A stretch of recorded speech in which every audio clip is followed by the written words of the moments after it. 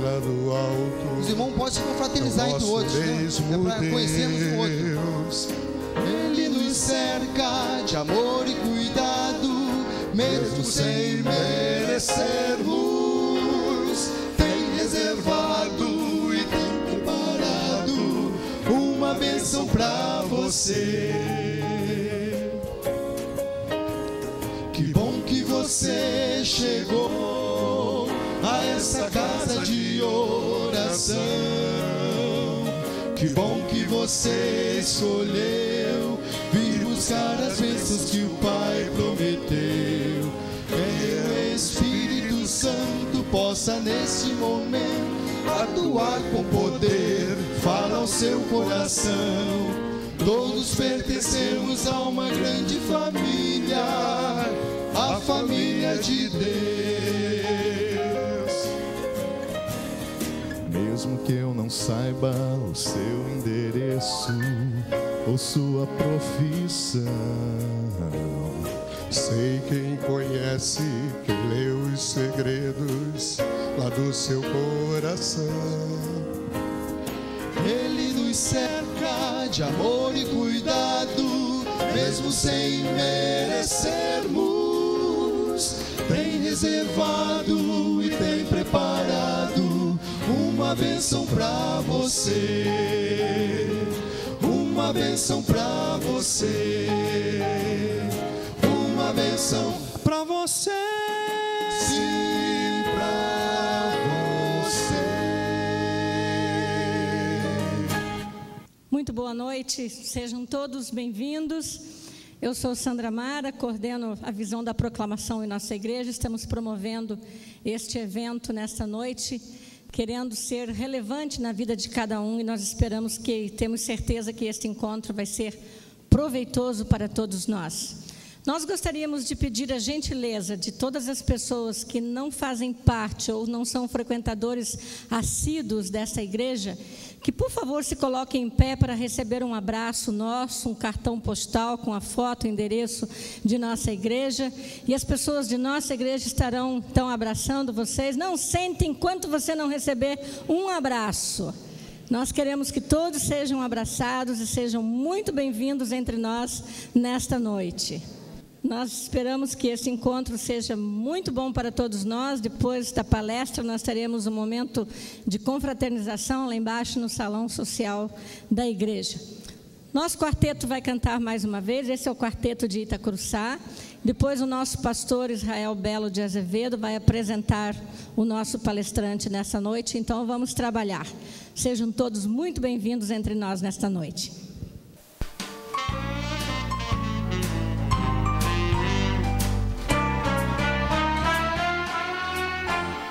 Eu li essa história na Bíblia, que Pedro e os discípulos de barco foram a navegar, onde o destino estava para chegar. O vento forte soprou e a tempestade surgiu, e ao longe em meio às águas anda Cristo. Pedro mais depressa deu um pulo de fé, acredito e ouço Pedro dizer: você irá caminhar sobre as águas e vai pular no barco e andar. Você irá onde o mestre lhe chama, seguro em meio ao temporal. Senhor, te peço então, não me deixes cair. Se mesmo Pedro vendo duvidou e caiu, você irá sua fé sobre o mar, pois confie no Senhor.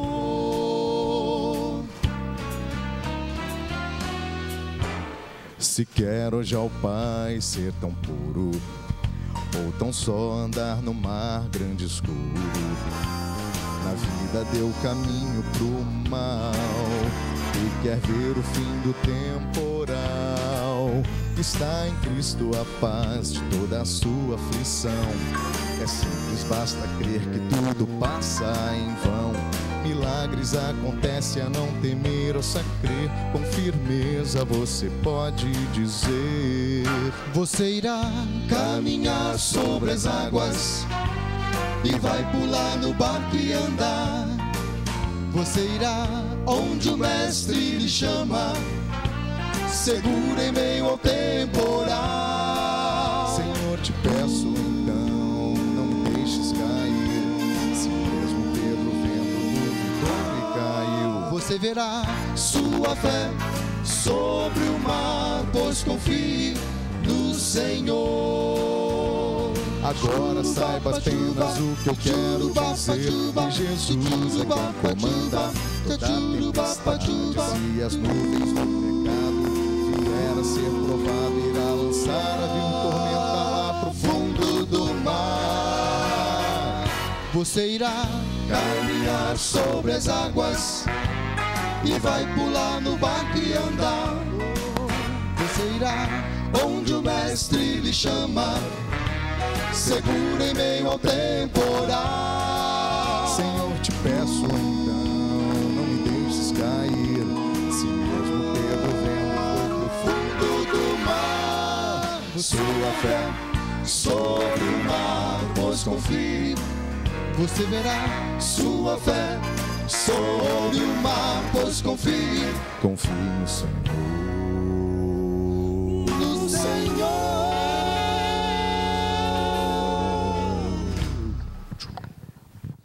Encontrei, sim, eu encontrei a rocha da salvação. Jesus, a rocha eterna é, abrigo em meio ao temporal. Estarei seguro no Senhor, onde eu andar, seguro em meio ao temporal. Eu sei que em Jesus posso encontrar, sim, encontrar sempre que precisar. Eu sei que em Jesus posso encontrar abrigo em meio ao temporal. Encontrei, sim, eu encontrei a rocha da salvação.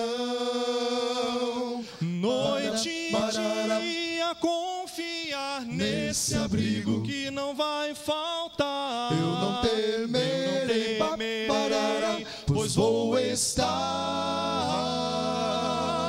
seguro em meio ao temporal. Eu sei que em Jesus posso encontrar, sim, encontrar sempre que precisar. Eu sei que em Jesus posso encontrar abrigo em meio ao temporal. Meu abrigo, se o vento da aflição soprar e o mar então se enfurecer, eu sei que salvo estarei no abrigo do meu bom Jesus. Meu abrigo, sim, Cristo, meu Senhor. meu Senhor. Ele é minha rocha, rocha contra o mal. Eu sei que em Jesus posso sim encontrar abrigo em meio ao temporal. Encontrei, sim, eu encontrei a rocha da salvação.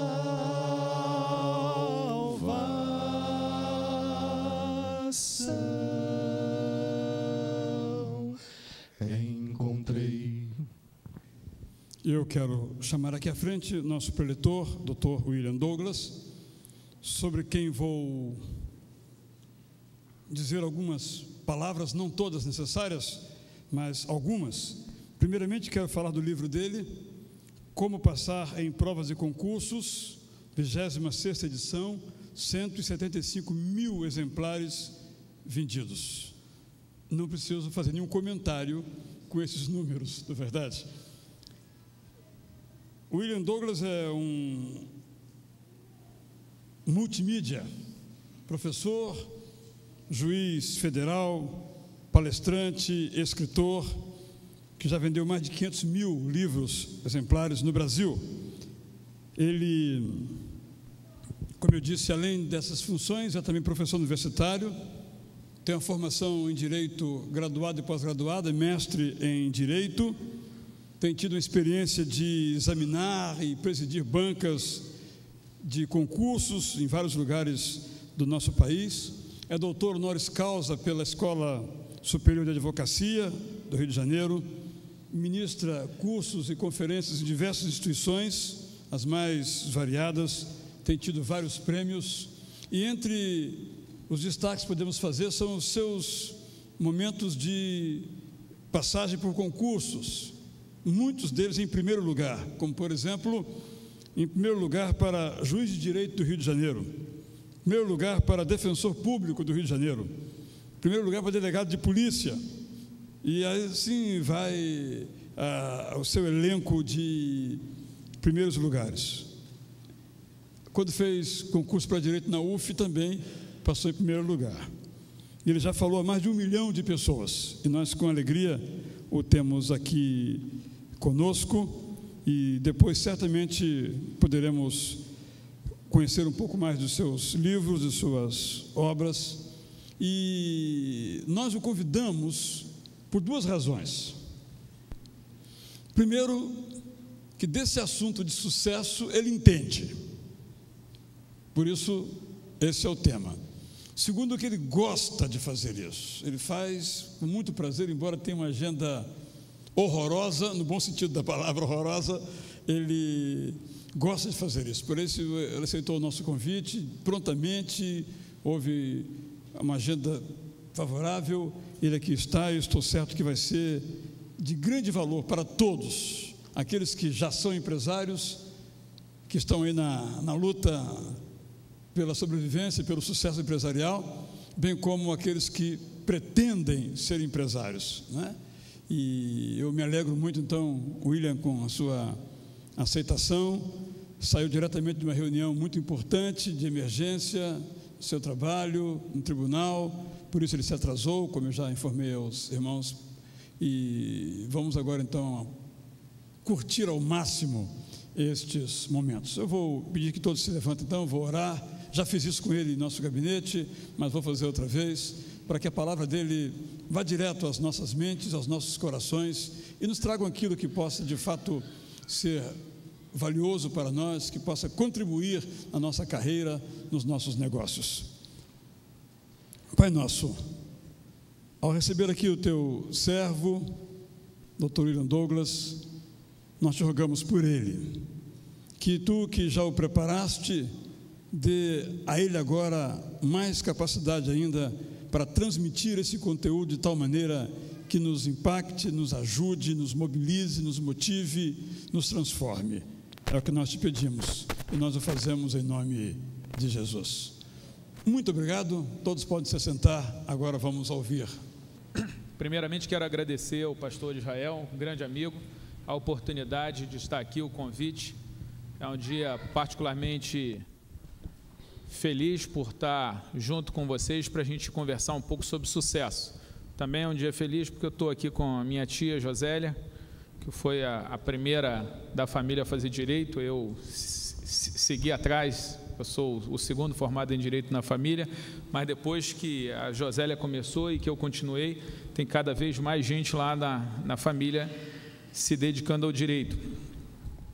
Isso é normal, sempre que uma pessoa se forma num curso superior, os estudos mostram que a família começa a aparecer um monte de gente. Quando alguém quebra o paradigma, os outros vêm atrás. Também estou aqui com a minha amiga Carmen Becker, que me ajuda lá na editora Ímpetus, para o fim de revisão de texto, construção de texto, bastante coisa, quero dizer que é muito bem-vinda. E todos vocês são muito bem-vindos. Essa aqui nós consideramos a casa do Pai, você é bem-vindo na casa do Pai, e se você por acaso não acreditar que esse Pai exista, você continua sendo bem-vindo assim mesmo, e a conversa de hoje talvez seja interessante, porque boa parte do que eu vou falar funciona mesmo que Deus não exista. Você, por favor, não raciocine que eu não acredito na existência de Deus, eu acredito, mas mesmo que Ele não existisse, algum dos conceitos que eu vou mencionar aqui, eles são válidos. Quero mais uma vez pedir desculpas, já foi pedido aqui, já foi mencionado pelo meu atraso. Eu sou juiz federal na 4ª Vara Federal de Niterói, onde nós tivemos agora uma sentença que condenou mais de 40 pessoas por contrabando e jogo ilegal. Tem PM, major PM, tem presidente de escola de samba, e o meu juiz substituto está ameaçado de morte por conta disso, a mesma máfia que matou a juíza Patrícia Scioli, e eu estava até agora no tribunal, a gente cuidando de detalhes e cuidados em relação à segurança do juiz. Então, vocês me perdoem. Agora, vencida a notícia da razão do atraso e vencida a minha obrigação de agradecer o privilégio de estar aqui conversando com vocês, eu preciso me apresentar um pouco melhor, porque eu sou apresentado invariavelmente como um modelo de sucesso. Já fui 2 vezes no Jô Soares, 2 vezes no Fantástico, já fui capa de Veja, já tenho um currículo alentado que vocês ouviram, e isso pode passar uma má impressão para vocês. É preciso dizer que eu fui reprovado no concurso para o Colégio Naval, fui reprovado no concurso para oficial de justiça, fui reprovado no concurso para promotor de justiça, fui reprovado no concurso para defensor público, fui reprovado também no concurso para juiz de direito. Depois estudei mais 1 ano e meio, fui lá fazer a prova, então finalmente fui reprovado mais uma vez. Além disso, várias garotas que eu quis namorar não me deram a menor bola, então eu conheço bastante a experiência da rejeição. A minha carreira de palestrante começou quando eu começava a falar, as pessoas iam se levantando e indo embora, e se soubessem que eu ia falar, tinham o cuidado de comparecer mais tarde para não ter o trabalho de se levantar e sair. O começo da minha carreira foi assim, eu fui mendigando para falar. A minha carreira empresarial não é diferente. Há algum tempo eu fiz uma conta, essa conta já não é mais realidade hoje, mas a penúltima vez que eu fiz a conta, eu tinha de 14 empresas que eu tinha começado, eu tinha quebrado 12.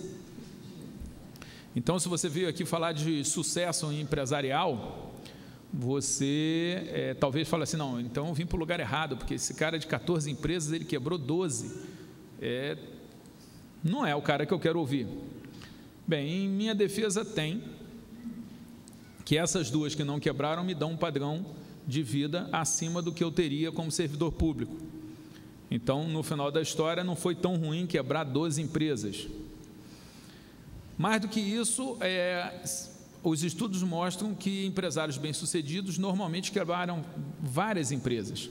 E o Warren Buffett, ele chega até a dizer que ele não tem problema nenhum em trabalhar com alguém que já quebrou mais de uma vez, desde que ele não tenha quebrado mais de uma vez pelo mesmo motivo. Então, o problema não é você quebrar ou ser reprovado, o problema é você não aprender nada com isso. E o que eu venho aqui trazer é um pouco dessa experiência e compartilhar com vocês algo sobre isso. Para você não ficar muito condoído com a minha situação, eu quero dizer que depois dessas reprovações, por não ter desistido, eu consegui ter as aprovações que hoje compõem o currículo. E disso você já extrai uma conclusão de que é a seguinte: a mesma pessoa que fracassa pode depois, mudadas algumas condições, ter sucesso. Daí que sucesso e fracasso nunca são pessoas, sucesso e fracasso são situações, são resultados em determinado momento, de acordo com determinado aparato, de acordo com determinadas circunstâncias, de acordo com determinada condição de preparação. Só para falar um pouco de empresa, a primeira empresa que eu montei foi revenda de borracha. Eu era garoto, adolescente, e fui comprar uma borracha nova, que na época não existia, borracha sintética, era uma grande novidade naquela época, e fiz a pesquisa de preços. Eu vinha de classe média baixa, então era necessário fazer uma pesquisa de preço, e num lugar estava 20 centavos, no outro lugar estava R$2 a borracha. E eu tinha R$2, eu fui no lugar onde estava 20 centavos e comprei 10 borrachas. Rapidamente procurei a outra loja onde estava R$2, consegui negociar com um dono daquele segundo estabelecimento e consegui vender por 50 centavos. Então eu fiz R$5. Então eu comecei com R$2, já tinha 5, mais 150% de ganho em menos de um dia. E eu volto correndo para o primeiro estabelecimento para comprar R$5 em borracha e voltar para revender a 50 centavos no segundo estabelecimento. E eu, lá nos meus sonhos e planos, eu já estava começando a entender que ao final de um número suficiente de idas e voltas, eu teria dinheiro para comprar o meu primeiro carro. Eu ainda não tinha idade para dirigir, mas sonhar é de graça, né? Só que quando eu chego no primeiro estabelecimento, o dono do estabelecimento tinha reajustado o preço da borracha para R$1. E então meu primeiro negócio quebrou, porque eu tive problema com fornecedores. Foi a minha primeira falência. Tive vários negócios que faliram. Eu tive um negócio de milho, eu plantei no fundo do quintal de minha casa milho. E o milho ficou grande, ficou ótimo, e eu não sabia o que fazer com aquele monte de milho. E aí eu tive problema com o consumidor, foi uma outra empresa que quebra. E aí deu um bicho no milho e acabou com a minha plantação de milho. Eu acabei ficando feliz porque eu não sabia o que fazer com o milho, então como o bicho comeu, acabou dando uma solução, a própria vida se encarregou de solucionar isso. Também vendi melado. Meu avô era meladeiro, meu pai quis estudar, quis sair ali do meio do mato, conseguiu estudar, andava 10 quilômetros para ir, 10 quilômetros para voltar, conseguiu se formar com muita dificuldade, conseguiu fazer doutorado, e quando eu estava fazendo a faculdade de Direito, foi quando eu resolvi começar a vender melado, e vocês precisavam ver a tristeza nos olhos de meu pai, porque toda a vida dele foi empreendida para sair do meio do mato e deixar de ser vendedor de melado, e o filho dele, que fazia Direito, começou a vender melado e a gostar disso. Mas acabou o melado, e eu mais uma vez tive problema com fornecedores, e aí eu resolvi construir a minha própria plantação de melado. Claro que não é de melado, gente, desculpa, eu vou explicar melhor, de cana-de-açúcar para fazer o melado.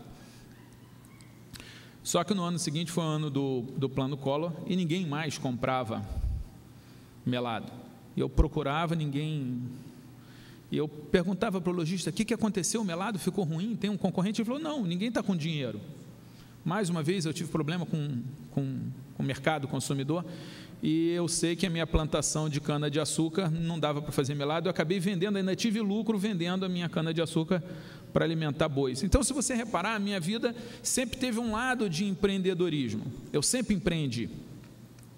Só que eu fui educado pelos meus pais, meu pai e minha mãe, ambos servidores públicos, a buscar segurança. Tudo o que eles almejavam para mim era um contra-cheque seguro no final do mês. E meu pai tinha tido negócio e o negócio do meu pai quebrou. E a única coisa que meu pai me ensinou sobre negócio é, quando você quebra, você paga suas dívidas. A única coisa que ele conseguiu me ensinar é uma boa lição, mas realmente não é uma lição suficiente, né? Quando você quebrar, você paga suas dívidas, mas foi uma lição. A minha carreira de empreendedor foi destruída pelos meus pais, porque meus pais não queriam que eu empreendesse. É muito arriscado empreender, é muito triste quebrar.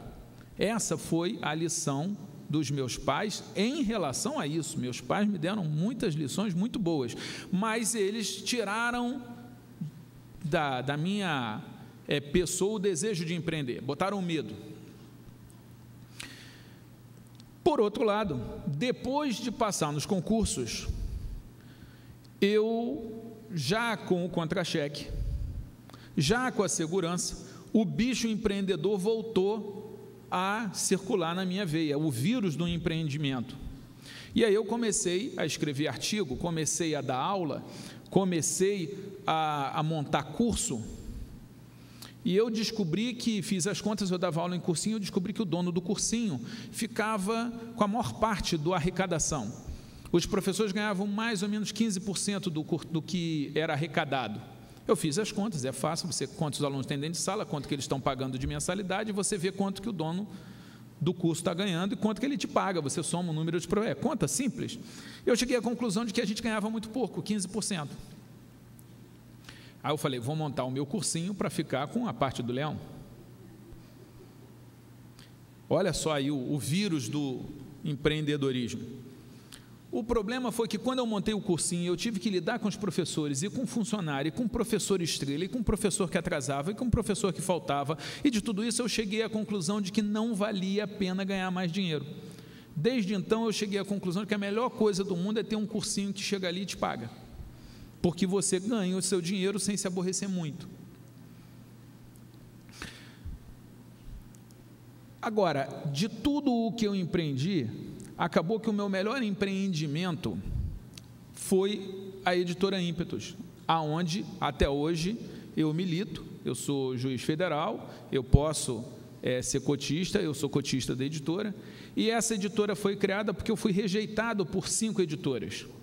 Se hoje eu sou dono de uma editora, sou cotista de uma editora, é exatamente porque eu fui rejeitado por 5 editoras. O que aconteceu? Eu passei em primeiro lugar, você já sabe que eu fui reprovado várias vezes, eu era o patinho feio, eu era o nerd que deu errado, eu era o fracassado, eu era o cara que não quer passar, eu me sentia desempregado, era uma situação bastante difícil.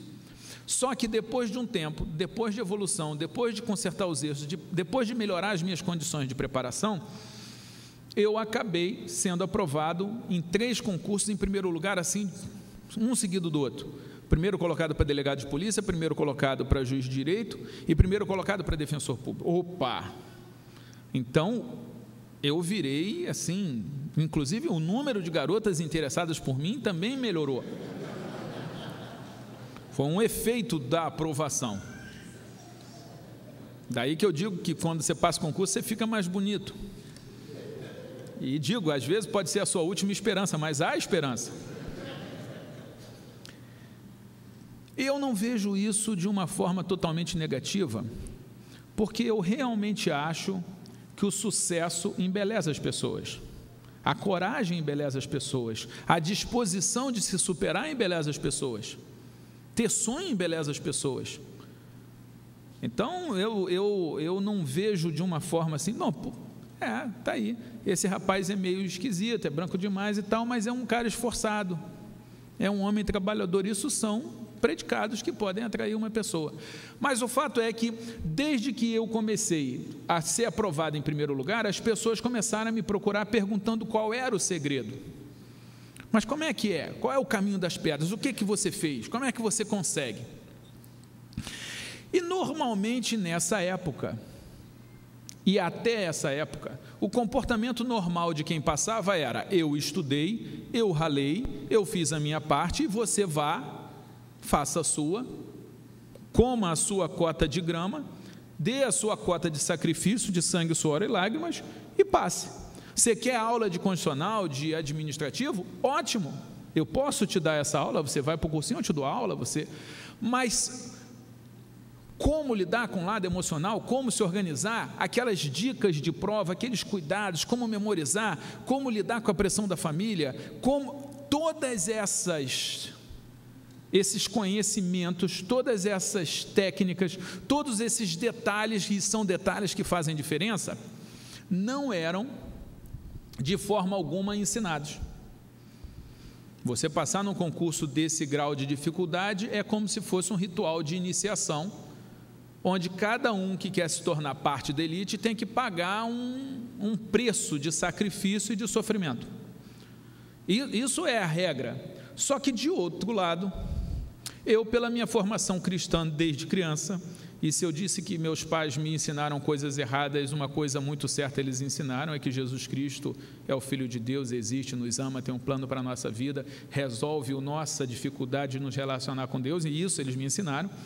E esse Jesus Cristo, a história dele está num livro, e esse livro tem um versículo que diz o seguinte: aquele que sabe fazer o bem e não faz, comete pecado. E esse é um conceito bem interessante, porque as pessoas acham que pecado é mentir, roubar, furtar, adulterar. Isso todo mundo sabe que é pecado.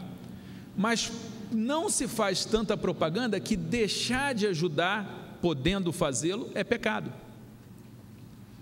E como eu tinha a formação cristã, e via alguém sofrendo e fazendo coisas erradas e cometendo erros que eu cometia, e às vezes desistindo do sonho porque achava que não era capaz, quando na verdade era capaz, o que não estava era bem orientado. O que eu fiz? Vou escrever tudo o que eu sei sobre como passar em concurso, porque quando essas pessoas me procurarem para eu dar as dicas, eu falo o seguinte: não, lê esse livro aqui, e com isso eu ganho tempo, e com isso facilita a minha vida, porque eu não vou ter que ficar repetindo a mesma coisa para um monte de gente. Lê o livro, se tiver alguma dúvida me procura. Então eu fiz o livro. Então reparem, esse livro foi escrito baseado num versículo da Bíblia, e ficou relativamente grosso.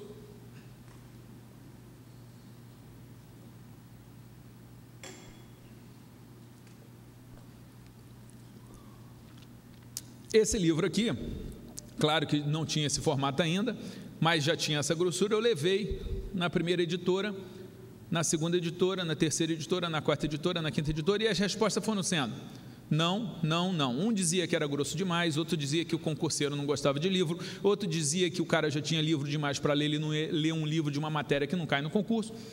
Em resumo, eu fui rejeitado por 5 editoras. O que eu fiz? Eu fiz 20 cópias, encadernei, dei para 20 pessoas diferentes para que lessem o livro. Eu fui testar, e o mercado gostou. Então os especialistas acharam que o livro não vendia, mas as pessoas diferentes, múltiplas, que eu procurei, com formações diferentes, com idade diferente, gostaram do livro. O que eu fiz? Eu falei: vou criar a minha própria editora e apresentar o meu livro para mim, que provavelmente eu não rejeitarei o meu próprio livro.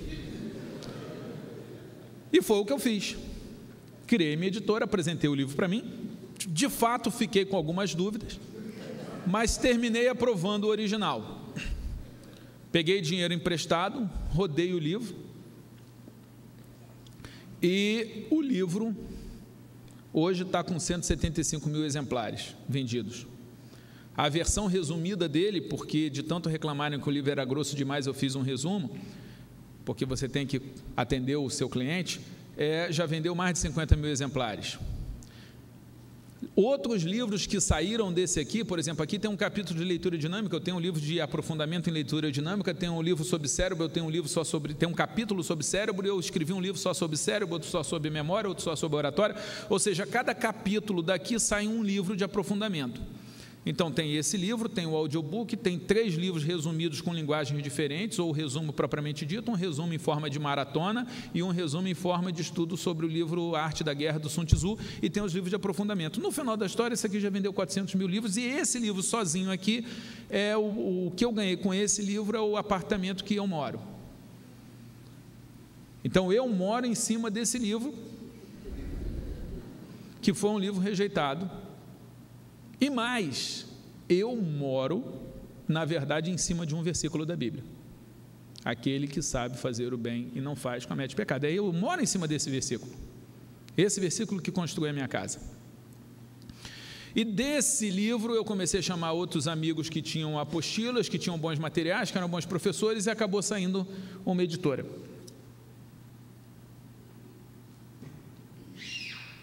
Então, se a gente terminasse a nossa conversa aqui agora, você sai daqui dizendo o seguinte: olha, tem um cara aí que pegou um único versículo da Bíblia, colocou ele em prática no seu cotidiano, e isso gerou um apartamento, uma empresa, uma carreira e uma série de benefícios.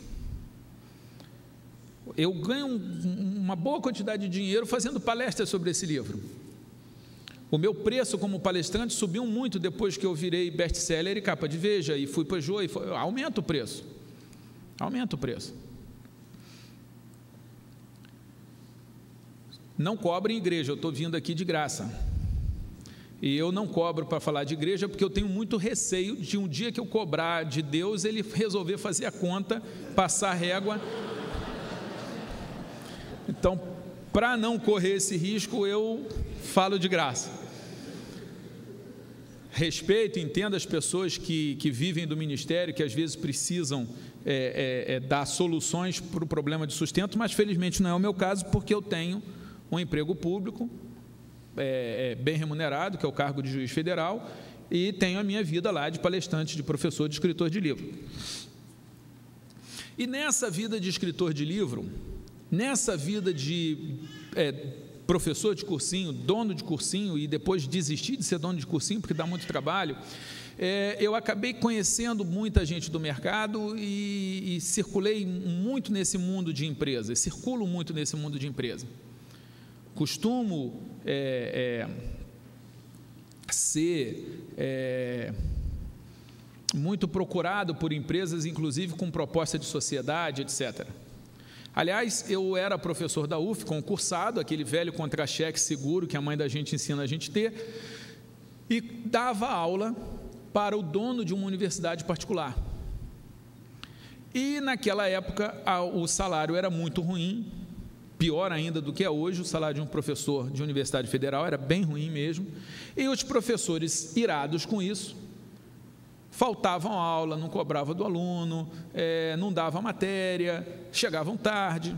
E eu, pela formação familiar de ser filho de um professor extremamente Caxias, então eu vim com esse DNA, e também pelo fato da Bíblia dizer que você deve trabalhar para as pessoas como se fosse para o próprio Jesus Cristo, está em Efésios 5 e em Colossenses 3, eu era bom professor, apesar de ter um mau patrão, que era o governo federal, que era a autarquia UF. O fato é que esse dono de universidade virou para mim e falou o seguinte: olha, eu quero que você saia da UF e vá trabalhar na minha universidade, porque você é um bom professor. E depois de muita negociação, eu ganhei um 0 no meu ordenado, como diz aquela música popular. Eu ganhava R$300, moeda da época, R$300 para ser professor da UF, e fui ganhar R$3.000 para ser professor da Universidade Salgado de Oliveira.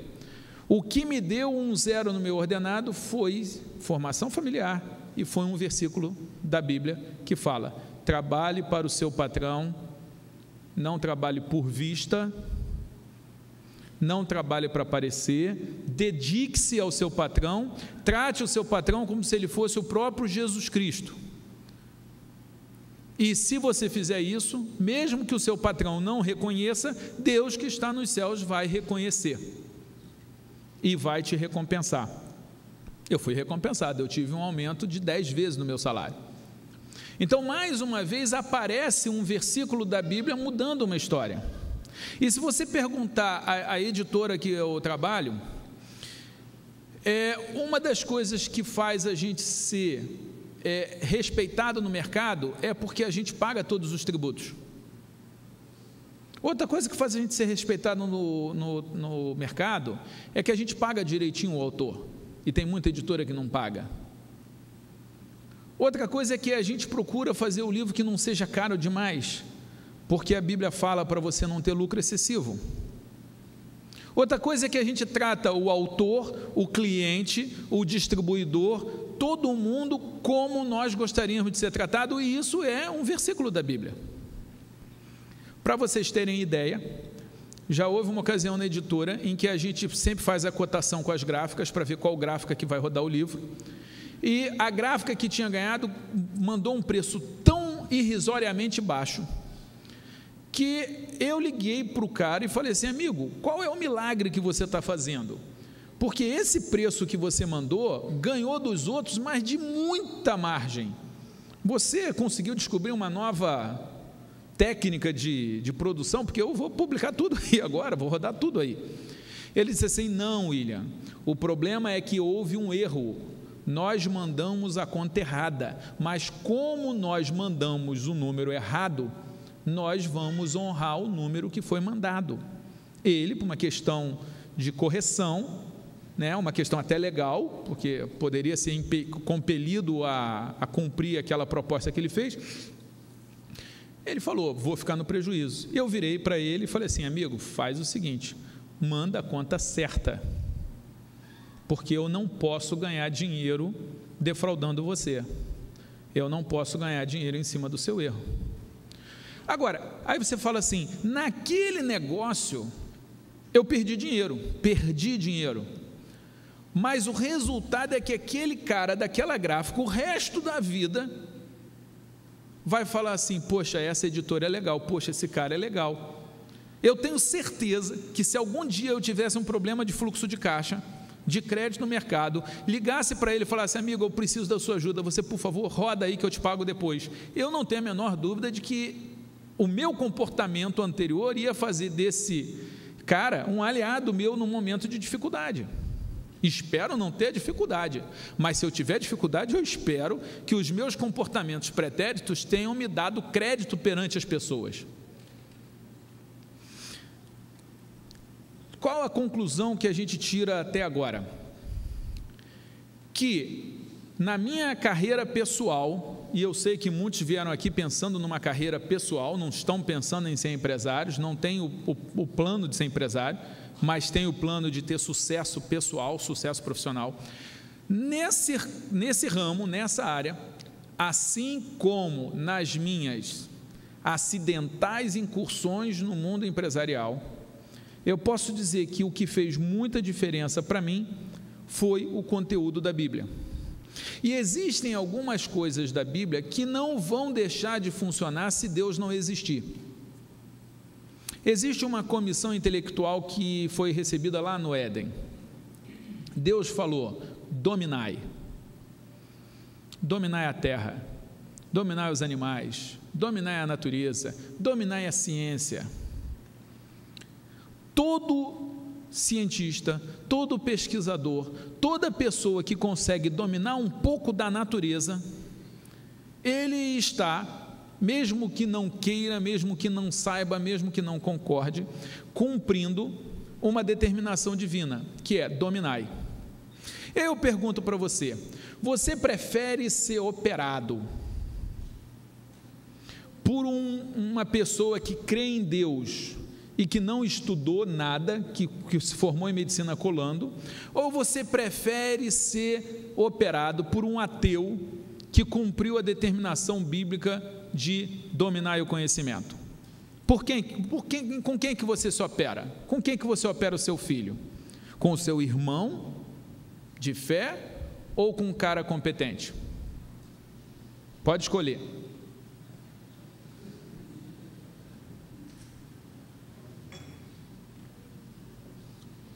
Eu me opero com ateu. E vou falar: esse filho de Deus aqui que é ateu obedeceu muito mais às determinações do nosso Pai que está no céu do que esse meu irmão aqui, que pode até estar salvo, mas mata a gente. Da mesma sorte,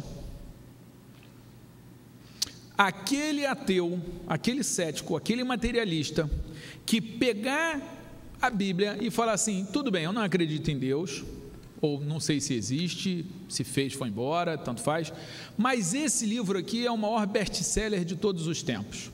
Esse livro aqui cristaliza uma sabedoria milenar. Esse livro aqui é elogiado por muitas pessoas. Esse livro aqui sobreviveu há milênios, como muitos outros livros não sobreviveram. Mesmo que a pessoa não acredite que existe um Deus preservando esse livro, e se ele não acreditar em Deus mais ainda, ele vai falar: o livro deve ser bom. Porque para ter sobrevivido ao tempo, há milênios, tem que ter alguma sabedoria aqui. E se ele colocar essa sabedoria em prática, do ponto de vista profissional, do ponto de vista de carreira, do ponto de vista de credibilidade, ele vai ter muito mais resultado do que aquele outro frequentador de igreja, jejuador constante, adorador nato, que, apesar de todas estas virtudes elogiáveis, mente, adultera, furta, é preguiçoso, tem pressa em enriquecer. Então, se você está aqui e você não acredita em Deus, olha, 70% do que eu estou falando aqui funciona mesmo que Deus não exista. Pode seguir, funciona. Agora, se você está aqui, você acredita em Deus, e você aceitou Jesus, e você frequenta a igreja, eu não consigo entender que você consiga cumprir a palavra para efeito de reconhecer o senhorio de Cristo e não seja capaz de cumprir a palavra de segunda a sábado no seu trabalho. Como é que você pode ter fé nesse livro para cultuar, para aceitar que existe Deus, e não pode ter fé nesse livro para o livro falar assim: olha, toma conta do estado das suas ovelhas, e você não toma conta do estado das suas ovelhas? Olha, trate os outros como gostaria de ser tratado, e você não faz isso? Aí você vai dizer assim: mas William, este não é o assunto mais importante da Bíblia. Eu não disse que é o assunto mais importante da Bíblia. O assunto mais importante da Bíblia é a salvação. O assunto mais importante da Bíblia é onde você vai passar a sua eternidade. Quando a gente fala de sucesso profissional, de sucesso de empresa, eu estou falando no máximo dos seus próximos 100 anos. Quando a gente fala da sua salvação em Cristo, a gente está falando dos seus próximos 100 milhões de anos. Então, se alguém chega num hospital com um tiro no peito e com pano branco na pele, com problema de pele, louco será o médico que olha para o cara e fala: vamos resolver esse problema aqui dermatológico. É louco. É óbvio que no hospital, aquele cara que recebeu o tiro vai primeiro ter o tiro resolvido e depois o problema dermatológico. Do ponto de vista de quanto tempo vai ter efeito a aplicação da Bíblia, eu quero dizer para você que hoje esse nosso encontro é um encontro sobre problemas dermatológicos. Nós estamos falando só da pele, é muito curto. Se você ainda não aceitou Jesus, esse que é o problema mais sério. Agora, se você já aceitou Jesus, vamos cuidar do problema da pele. E se você não quer aceitar Jesus, pelo menos vamos conversar um pouco sobre o problema da pele. Não é o problema mais importante. Então eu gosto de falar sobre sucesso, eu gosto de estudar a Bíblia do ponto de vista profissional, mas nunca sem anotar que isso nós estamos falando de perfumaria, de problemas dermatológicos, mas perfumes e problemas dermatológicos que são de interesse da população, que são de interesse das pessoas que estão aí fora, que tem uma profunda influência na vida da sociedade, que tem uma profunda influência em um monte de coisa. E quando a gente vai falar disso, existem alguns problemas. O primeiro é esse: você não conseguir estabelecer a prioridade. O segundo é que dentro das igrejas há uma confusão muito grande entre como se lidar com dinheiro. Nós temos de um lado a teologia da prosperidade e do outro lado a teologia da miséria. De um lado, aquelas pessoas que acham que Deus tem que te dar dinheiro, que Deus é um investimento, que se você não tem dinheiro, você não é abençoado. Aquelas pessoas que entendem que Deus é um empregado, que Ele determina a Deus que vai dar dinheiro. Aquelas pessoas que leem o texto bíblico que fala que o reino dos céus vai dar 10, 20 e 100 para cada um, e ele fala: opa, isso é muito melhor do que a bolsa. E ele, em vez de entregar o dinheiro dele no fundo de investimento do banco, ele traz e entrega na igreja para ganhar mais. Então ele está lidando com o dinheiro de uma forma patológica. Mas também lida com o dinheiro de uma forma patológica aquela pessoa que diz que quem pensa em dinheiro pensa pequeno, é egoísta, é isso e aquilo, e está endividado e não dá exemplo no trabalho, e é escravo de dívida, quando a Bíblia fala para a gente não ser escravo de mais ninguém. Ou então aquela pessoa que diz que o dinheiro é a raiz de toda espécie de males, e não é, o amor ao dinheiro é que é. Ou aquela pessoa que fala para alguém dentro da igreja: você não pode ter ambição, a ambição é pecado. Um doce para quem me mostrar na Bíblia onde que diz que a ambição é pecado. A Bíblia diz que a ambição egoísta é pecado. A ambição egoísta é pecado. O amor ao dinheiro é pecado, é a raiz de toda espécie de males. Mas a Bíblia fala de prosperidade. Então, um convite que eu quero fazer para você hoje é você conseguir buscar dentro da Bíblia uma interpretação equilibrada do assunto sucesso profissional, do assunto dinheiro, do assunto riqueza, do assunto prosperidade. Não essa prosperidade, esse termo pervertido que a gente tem hoje, mas a prosperidade bíblica, o termo que está lá na Bíblia. O termo que está lá na Bíblia é prosperidade. Existe uma prosperidade bíblica. Veja o que a Bíblia fala. A Bíblia fala em Eclesiastes 10:10 o seguinte: agir com sabedoria assegura o sucesso. Está falando de salvação aqui? De santificação? Pode até ser, mas você, por favor, não me diga que não está falando de sucesso profissional, de sucesso da empresa. Agir com sabedoria assegura o sucesso. Você quer sucesso? Haja com sabedoria. Opa, já ficou diferente. Nesse país, você quer passar num concurso, se você buscar sabedoria, você passa. Você quer passar no vestibular, você quer passar no exame de inglês, você quer montar uma empresa, agir com sabedoria. Agir com sabedoria. Olha só o que diz Josué 1, verso 7 e 8. Tão somente esforça-te e tem muito bom ânimo. Se esforçar e ter bom ânimo é o conselho que eu dou para o cara passar em concurso. Se esforçar e ter bom ânimo é o conselho que todo mundo dá na iniciativa privada. Diz mais: tenha cuidado de fazer conforme toda a lei que o meu servo Moisés te ordenou. Dela não te desvies, nem para a direita, nem para a esquerda, para que prudentemente te conduzas. Está falando do cotidiano, está falando do dia a dia. Não se aparte da tua boca o livro desta lei, antes medita nele de dia e de noite, para que tenhas cuidado de fazer conforme tudo quanto nele está escrito, porque então farás, olha a palavra proibida, prosperar, porque então farás prosperar o teu caminho e serás bem-sucedido. Saia daqui hoje dizendo: a Bíblia, ela mesma noticia que o seu cumprimento vai fazer você ser uma pessoa prudente, sábia, e que você vai prosperar e vai ser bem-sucedido. Se você não quer ser bem-sucedido com a Bíblia, tudo bem, é um direito seu, eu quero. Se aqui tem algum conselho para eu ter sucesso, eu quero, por que não? Eu não sigo a teologia da miséria. Eu não acho que melhorar de vida, que ter sonho, que ter plano é um problema. Também não acho que eu só vou ser abençoado se eu for rico. Também não acho que se Deus me tirar tudo, eu não tenho que fazer como profeta, dizendo: ainda que não exista gado no curral, que o produto da oliveira minta, eu vou fazer menção e louvar o meu Deus. Opa, é isso aí. O pessoal da teologia da prosperidade, inclusive, tem os seus próprios amuletos e os seus slogans. Tudo posso naquele que me fortalece.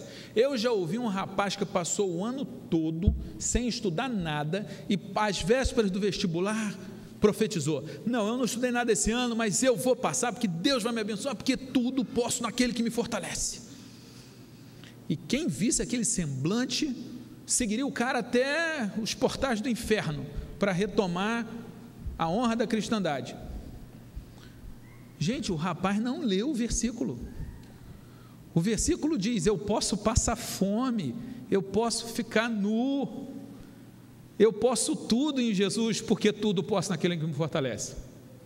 Aliás, o pessoal que trabalha com esse raciocínio devia ler a história do Paulo, porque se você ser um sucesso profissional, uma indicação de que Deus está contigo, Paulo era um herege.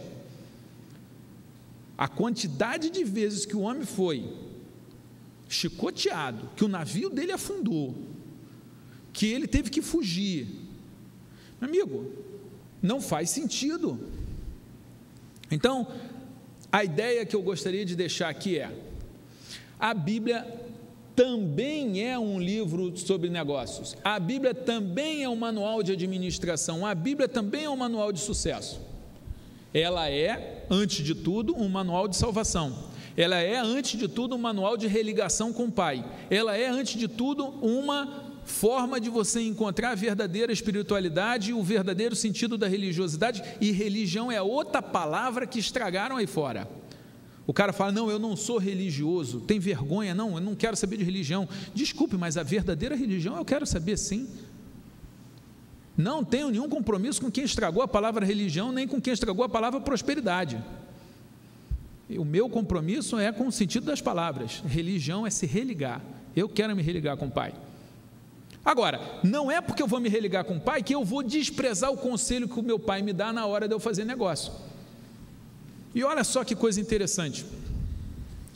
Se você pegar o livro do Philip Kotler, Marketing 3.0, as forças que estão definindo o novo marketing centrado no ser humano, editora Campos Elsevier, que é uma das editoras mais importantes no ramo de negócio, Philip Kotler, que é um guru da área de negócio, não é padre, não é pastor, não é rabino. Esse cara é o cara mais importante do marketing, e ele escreve um livro e diz o seguinte: olha, no marketing 1.0, na época da Revolução Industrial, as empresas viam o mercado como comprador de massa.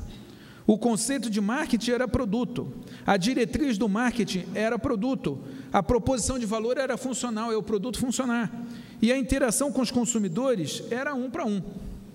Aí o marketing evolui, aí chega o marketing 2.0, da era da tecnologia da informação, e em vez de vender produto, o objetivo é satisfazer e reter os consumidores. O consumidor tem que ser satisfeito agora. O consumidor, a empresa vê o mercado como um consumidor inteligente, dotado de coração e mente. Coração e mente. O conceito de marketing é diferenciação, a diretriz é o posicionamento do produto, é a imagem, é o posicionamento, eu vou falar disso daqui a pouco.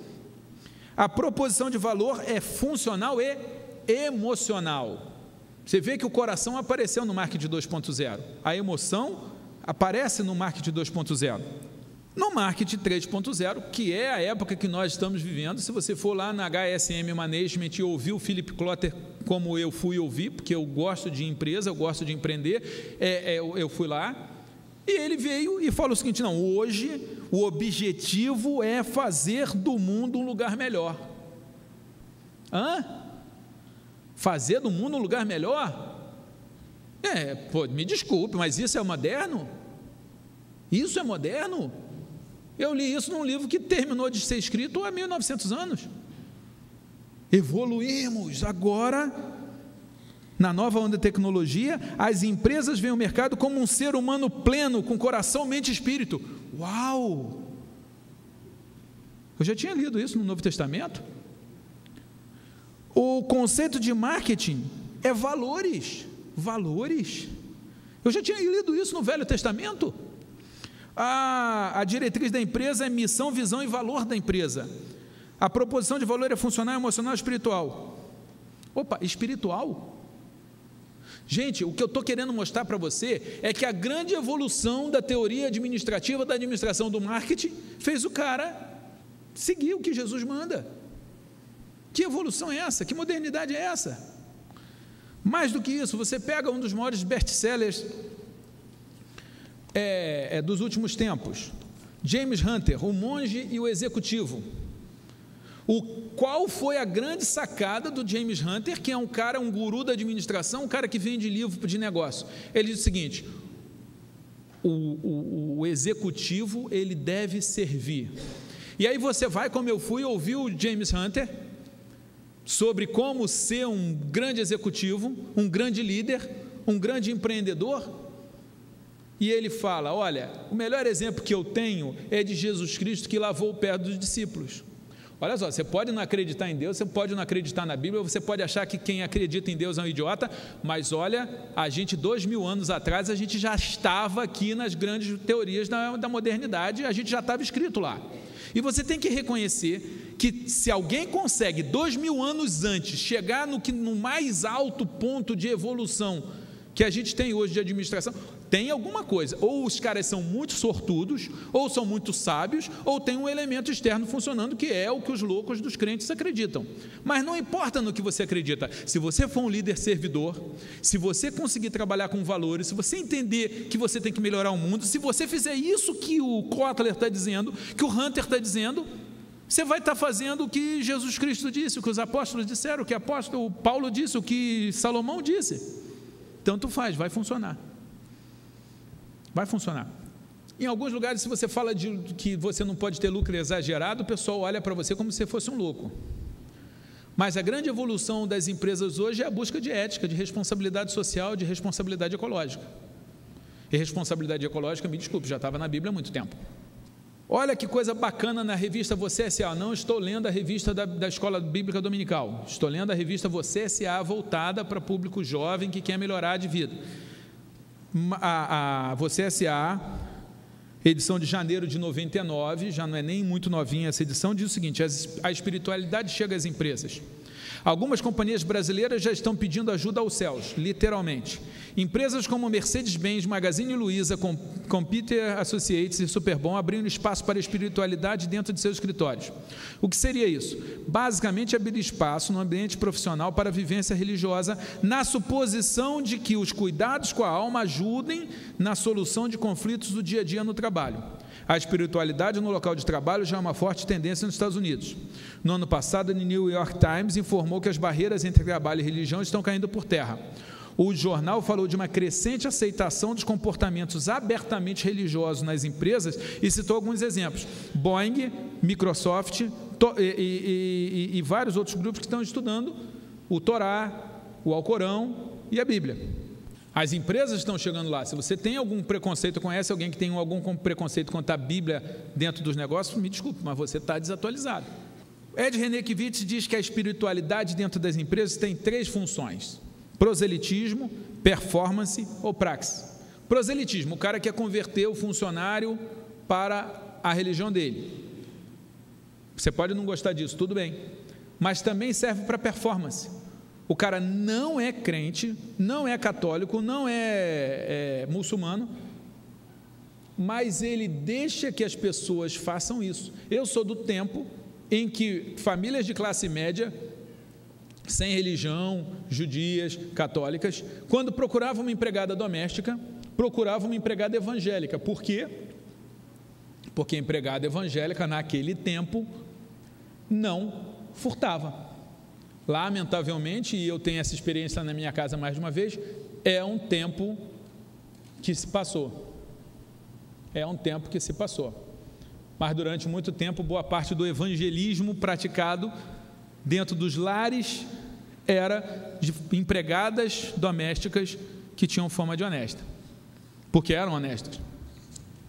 Nós já chegamos ao tempo em que tem gente orando para agradecer dinheiro de corrupção. Devia ler a Bíblia, que fala: parte da injustiça todo aquele que profere o nome do Senhor. Mas vamos lá, o que eu quero deixar, eu não quero cansá-los, eu queria passar por alguns princípios, algumas leis, alguns diferenciais, alguns axiomas, o nome que você quiser dar, de sucesso na Bíblia. Eu saí colecionando e fui pegando a Bíblia toda, tanto conselhos diretos como histórias, e cada aprendizado novo que eu consegui extrair da Bíblia para aplicação profissional, eu fui dando o nome de uma lei. Eu tenho uma ligeira tendência a trabalhar com lei por causa do meu ofício. Então, entre princípio, axioma, diferencial, eu lei. E o interessante da lei é o seguinte: as leis humanas podem ser descumpridas e às vezes não dá em nada. Você mata alguém, se não descobrirem, ou você conseguir sumir direitinho com o corpo, não vai dar em nada. A lei humana tem essa característica, mas as leis naturais, as leis físicas, as leis espirituais, eu não estou falando de espiritualidade religiosa, mas as leis anímicas. O que acontece com essas leis? Elas nunca deixam de serem cumpridas. Você pode dizer que não acredita na lei da gravidade, que não concorda com a lei da gravidade, que a lei da gravidade é tirânica, vai para cima de um prédio, pula, e você vai se esborrachar lá embaixo. Não tem como você não cumprir a lei da gravidade. Ah, eu não concordo. Meu amigo, esse papo de não concorda funciona para a lei humana. Lei da natureza não tem papo de eu não concordo. E a Bíblia fala de várias leis, e eu listei essas leis, ao todo deram 100 leis. Aí você vai falar: que coincidência. Tá bom, eu confesso, ia dar 101 e eu peguei uma lei e juntei para ficar um número redondinho, né? A gente tem uma certa liberdade, né, com a teoria. 100 leis, 70 leis funcionam para qualquer pessoa, ateu, cético, materialista, muçulmano, candomblé, não importa de onde o cara é, se o cara seguir vai funcionar, se Deus não existir vai funcionar. E 30 leis só funcionam se você tiver fé. Só funcionam se Deus existir. Só funcionam se você acreditar que tem alguma coisa além da matéria. Eu acho que 70% é um bom resultado para as leis que eu chamei de laicas. Mas vamos ler algumas aqui só para você conhecer. A lei da causa e efeito. Tudo o que o homem semear, isso também ceifará. Outro princípio. Provérbios 28, eu li Gálatas 6, 7. Claro que se você quiser, daqui a pouco haverá um livro com tudo isso escrito. É da minha natureza escrever livros. Tá? Mas você não se preocupe, você pode anotar aí, tá? Se você não quiser comprar o livro. O fiel será ricamente abençoado, mas quem tenta enriquecer-se depressa não ficará sem castigo. Um dos maiores problemas das empresas hoje é que os executivos, querendo ganhar bônus, querendo mostrar lucro rápido, não estão investindo em pesquisa e desenvolvimento. Estão fazendo de tudo para ter lucro imediato. E as empresas mais longevas são as empresas que não pensam no imediato. Você, empresário, você pode pensar no imediato ou você pode pensar a longo prazo. A Bíblia fala, aquele que se apressa em enriquecer, aquele que se apressa em ter resultado, em ter lucro, não ficará sem castigo. Aí, pensa comigo, você realmente acha que Deus está lá no céu, está os anjos, está lá os salvos, você realmente acha que se alguém aqui embaixo resolve enriquecer rápido, Deus vai mandar raio? Deus vai falar, não, eu vou destruir aquele cara, não, eu vou castigar aquele cara porque ele quer. Isso não faz sentido. Isso não faz sentido. Na verdade, o que está escrito aqui todo mundo que tem pressa em enriquecer vai tomar decisões equivocadas. O castigo vem de uma lei natural, de uma lei que eu chamo espiritual. É consequência. Você pensou pouco, vai fazer besteira. Veja o que fala, o fiel será ricamente abençoado. Aí você fala assim, não, se eu for fiel a Deus, Deus vai me abençoar. Tudo bem, eu acredito nisso. Mas o funcionário fiel vai ser abençoado, o patrão fiel vai ser abençoado, a empresa fiel vai ser abençoada, o marido fiel vai ser abençoado, vai ter menos aborrecimento. O marido fiel vai ter muito menos aborrecimento, muito menos preocupação. Então o marido fiel será ricamente abençoado, a empresa fiel será ricamente abençoada. Eu já perdi funcionário meu para a empresa maior que pagou salário maior, o funcionário foi, e foi interessante, pastor, porque quando ela me pediu, a funcionária me pediu para ir fazer entrevista de emprego, e quando ela disse para o cara da empresa que ia pedir para mim, ele falou, não conta para ele, porque ele não vai deixar você vir. E ela falou, não, eu sou crente, eu tenho que respeitar a autoridade do meu irmão lá. E olha, a empresa que contratou é a empresa cristã também, tá? E o cara da empresa cristã falou, não, faz por trás dos panos. Ela não fez, ela me pediu, eu falei, querida, não gostaria de perder, mas o salário que eles pagam é melhor do que o que eu posso te pagar, vai com a minha bênção, porque eu aprendi lá em Lucas 15 que você não deve segurar as pessoas, que o pai libera, e o pai é o nosso exemplo. Ela foi, passou um tempo, ela voltou, ela ganha mais, mas ela gosta mais de trabalhar na Ímpetus. A Ímpetus, por ser uma empresa fiel, por ter um ambiente legal, foi ricamente abençoada. A gente ganhou a funcionária de volta. E agora com muito mais convicção. Vai ser muito mais difícil ela sair. Porque ela viu que ela saiu, ela não gostou. Olha que coisa linda. Olha que coisa bacana. O fiel vai ser ricamente abençoado. Mas eu quero deixar aqui mais alguns versículos para você. Tipos de sucesso. Você que está aqui hoje para falar de princípios de sucesso empresarial, eu já vou começar te alertando sobre uma das coisas que a Bíblia fala sobre sucesso. A Bíblia fala o seguinte, melhor é o prato de hortaliça onde há amor do que o boi cevado e com ele o ódio. Provérbios 15, 17. O que a Bíblia está dizendo é que na sua carreira pessoal, na carreira da sua empresa, se você conseguir muito sucesso, mas com ele o ódio, problema de saúde, estresse, infelicidade, angústia, isso não é sucesso. O bom do sucesso é o sucesso que equilibra a vida pessoal e vida financeira e vida empresarial, porque é melhor você comer hortaliça numa casa onde existe amor do que você comer o boi cevada, picanha maturada, do bom e do melhor, o caviar, numa casa onde existe ódio. E é só você sair lendo o que as pessoas dizem. Tem muito empresário aí que gastou muito tempo com sucesso, é um empresário de sucesso e tem uma casa com ódio. Não compensa. Mas isso é uma escolha sua. Se você quer ter mais dinheiro em uma casa com ódio, é uma decisão pessoal sua. Eu não quero me meter nela, eu só quero dizer que existe um livro milenar, o livro mais vendido até hoje, que fala, quando você pensar na administração do teu tempo, considera isso. Já li para vocês Eclesiastes 10:10, que diz que agir com sabedoria segura o sucesso. Provérbios 3:13, que fala que feliz é o homem que acha sabedoria e o homem que adquire conhecimento, porque é melhor o lucro que ela dá do que a prata, e melhor a sua renda do que o ouro, mais preciosa do que pérolas, e tudo que se pode desejar não é comparável a ela. Isso está em Provérbios 3:13. Quando você for investir em alguma coisa, investe em conhecimento, investe em sabedoria, porque sabedoria é a única coisa que você pode ter e dar ou vender e continua com você. É o único produto que não se deteriora com o negócio, seja ele gratuito ou oneroso. Mas vamos lá, tem mais coisa. A Bíblia fala em Eclesiastes 9:11, essa é a lei da oportunidade. Eu acabei de falar da lei da sabedoria, agora eu vou falar da lei da oportunidade, que diz que o Pai faz com que a chuva caia sobre bons e maus. O Pai não discrimina.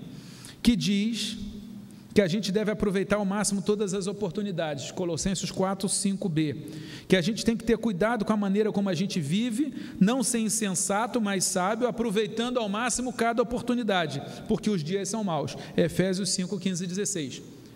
Existe uma lei dizendo, há oportunidade para todos. Existe uma lei dizendo, está lá em Eclesiastes 9:11, o seguinte, o tempo e o acaso afetam a todos. Crente, não crente, ateu, teísta, branco, preto, pobre, rico, vão ser afetados pelo acaso. E nessa hora, alguns têm estrutura e outros não têm estrutura. É o que Jesus disse no final do Sermão do Monte. Ele fala, olha, um teve trabalho e construiu a casa sobre a rocha, suou, se machucou, cavou a rocha, demorou muito mais tempo e construiu a casa dele. E o outro construiu a casa sobre a areia. Foi mais fácil, foi mais rápido, foi mais confortável, mas a chuva que vem para todos, as oportunidades que vêm para todos, as crises que vêm para todos, deu em cima das duas casas, e a que tinha estrutura sobreviveu, a que não tinha estrutura não sobreviveu. E aí eu pergunto para você, qual é a sua estrutura? Hoje, você que está me ouvindo aqui, você tem sabedoria? Você tem feito as escolhas certas? Você tem estado preparado para aproveitar as oportunidades? Você tem investido em conhecimento? Porque é o que a Bíblia fala. Outra lei, a lei do trabalho, em todo trabalho aproveito, mas ficar só em palavras leva à pobreza, Provérbios 14:3. Planejamento, a Bíblia fala para planejar, e o brasileiro tem um problema sério de planejamento. Gente, essa história de Copa, gente, que vergonha. Tudo bem que a gente sabe que parte disso é para ter emergência e para roubar dinheiro público. Esse atraso não é só por causa da natureza do brasileiro, não. Mas que vergonha.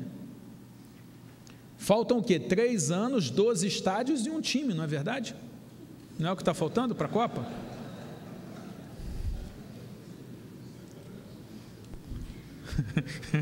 Muito triste. O brasileiro consegue lidar, estádio dá-se um jeito, mas o time vai ser complicado. O fato é que, se você ler Lucas 14, de 28-32, fala que aquele que quer construir uma torre tem que sentar para fazer o planejamento, que aquele que vai para a guerra, e o mercado é uma guerra, lamento dizer, mas é uma guerra, o concurso é uma guerra, lamento dizer, mas é uma guerra, as seleções são uma guerra, quem vai participar disso tem que sentar para ver quantos soldados eu tenho, senão pede arrego. Jesus também fala da parábola das 10 virgens, e o que é a parábola das 10 virgens? Está lá em Mateus 25, de 1 a 12, se não ensinando planejamento. Você tem que levar óleo suficiente para se demorar. Isso, gente, vale para tudo, isso vale para a tua empresa. A sua empresa está preparada?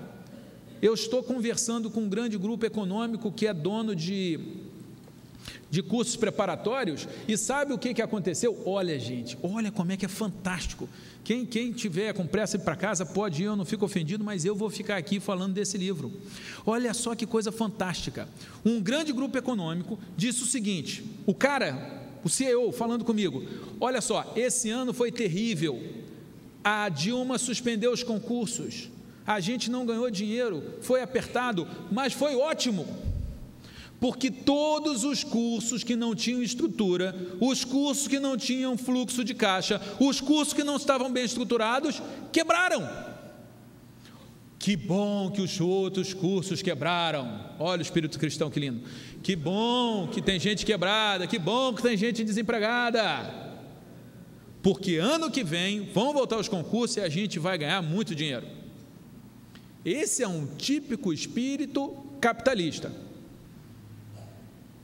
Mas uma coisa eu sei, se algum curso é administrado por alguém, crente ou não crente, que leu a parábola das 10 virgens e chegou à conclusão que ela não tem uma aplicação unicamente espiritual, mas que também fala sobre planejamento, sobre previsão, sobre fluxo de caixa, sobre conhecer a empresa, sobre estar preparado para a época das vacas magras, aliás, a gente pode lembrar de Moisés, esse cara não quebrou e no ano que vem vai ganhar muito dinheiro.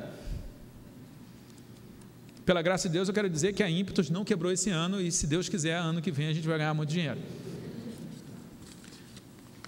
A Bíblia também fala em Efésios 5,16, em Colossenses 4,5, para você remir o tempo, para você administrar o tempo.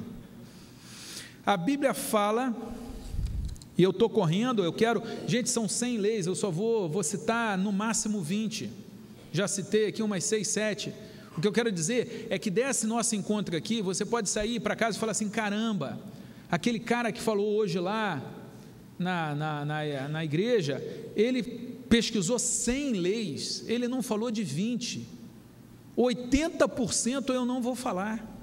Se você for buscar, você vai encontrar muita coisa interessante, está lá, está na Bíblia.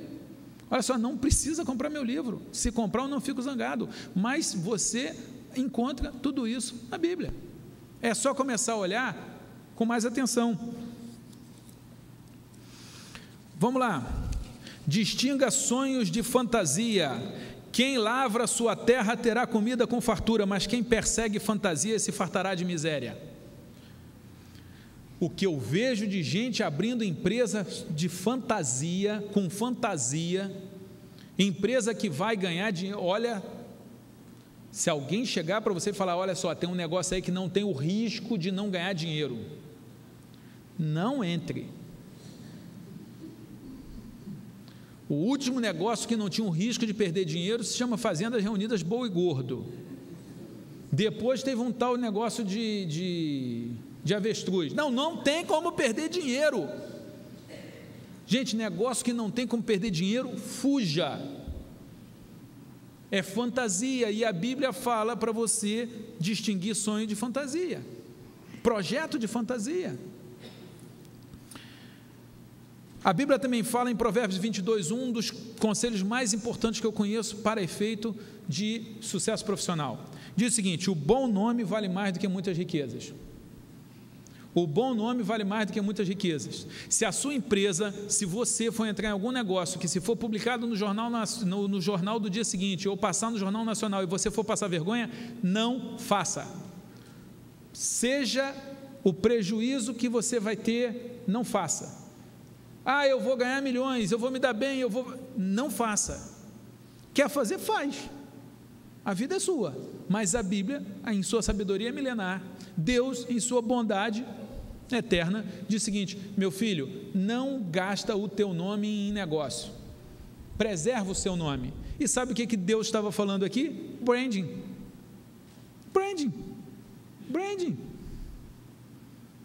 É marca. O conhecimento humano já evoluiu para falar de marca. Cuide da sua marca pessoal, cuide da sua credibilidade. cuide da sua confiabilidade, e o resto vem com o tempo. O bom nome vale mais do que muitas riquezas, porque com riqueza você não necessariamente faz negócio,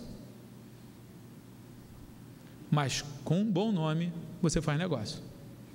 Muito bem, já falei da lei do retorno, está lá em Gálatas 6,7, está em 2 Coríntios 9,6 e está em Provérbios 22,8a. Já falei da regra de ouro, Mateus 7,12. E tem uma coisa interessante, uma outra lei, que eu chamo de a lei do farelo. Está em 1 Coríntios 15,33, que fala que não vos enganeis, as más companhias corrompem os bons costumes. Não vos enganeis, as más companhias corrompem os bons costumes. Diga-me com quem anda? Quem sai com morcego, acorda de cabeça para baixo. Quem com porcos anda, é a lei do farelo. Eu dei o nome mais moderninho para essa lei, é a lei do farelo. Se você quer passar no concurso, você tem que andar com quem quer passar em concurso. Se você quer melhorar profissionalmente, com quem? Se você quer se santificar, com quem quer se santificar. Desculpe, não foi eu que criei isso. Você andou com gente diferente de você, vai corromper você. Ponto. Ah, mas isso é injusto. Gente, quem disse que o mundo é justo? A Bíblia também fala para você ser honesto, está lá em Êxodo 20:15, não furtarás. Aí o brasileiro é muito esperto, é muito inteligente, tem jeitinho, gosta de levar vantagem em tudo, é malandro, tem a malandragem do carioca. Só que eu trouxe aqui um ranking dos países mais corruptos e menos corruptos. Os mais corruptos: Somália, Mianmar, Afeganistão, Iraque, Uzbequistão, Turcomenistão, Sudão, Chade e Burundi.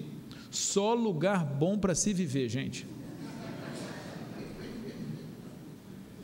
Esse pessoal é malandro, é esperto, dá o jeito dele e constroem países maravilhosos que todo mundo quer estar lá, quer viver lá.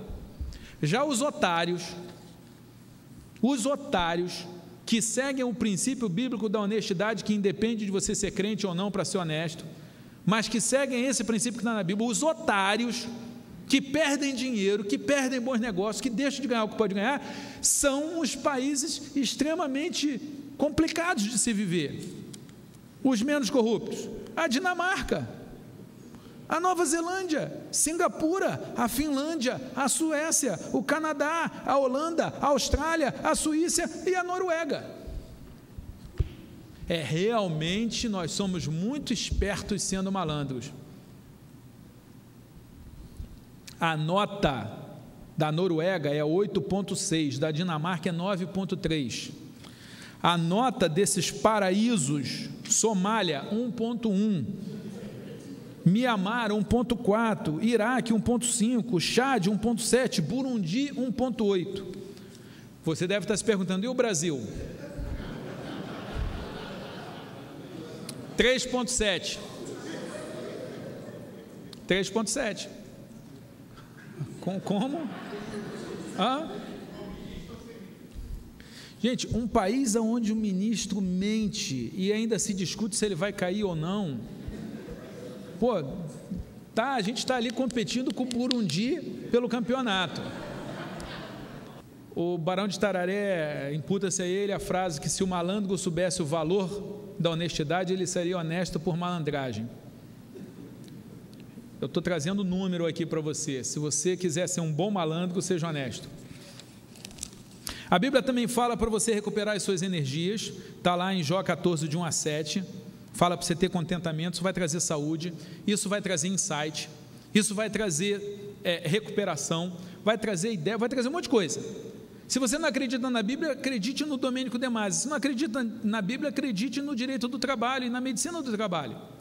Mas não, a gente tem aqui dentro da igreja pessoas que entendem mais do que a Bíblia, mais do que Deus, mais do que o Domênico de Masi, mais do que o direito do trabalho e mais do que a medicina do trabalho, e fala o seguinte: não, eu vou trabalhar 7 dias direto, porque não dá para eu não trabalhar 7 dias. Muito esperto, realmente. A gente precisou chegar no século 21 para alguém conseguir chegar à conclusão de que Deus estava errado. O fato é que aqui a gente tem que acreditar que 6 dias com Deus produzem mais do que 7 dias sem Ele. Se você acredita nisso, se você está aqui, frequenta, lê a Bíblia, aceitou Jesus, comunga, toma a ceia, entrega o dízimo, amigo, você tem que ter o dia de descanso. Ou você acredita ou não acredita. Ou você respeita ou não respeita. Agora, se você não acredita nisso, não acredita na Bíblia, experimenta ter o Shabá, vai funcionar. A Bíblia fala para ter vários conselheiros, está lá em Provérbios 24, 6, em Provérbios 15, 22. A Bíblia fala para você buscar feedback. Quando em Provérbios 27, 17 fala, assim como o ferro afia o ferro, o homem afia o seu companheiro. Quem afia o companheiro é o outro homem. Quem afia a empresa é a pesquisa de mercado.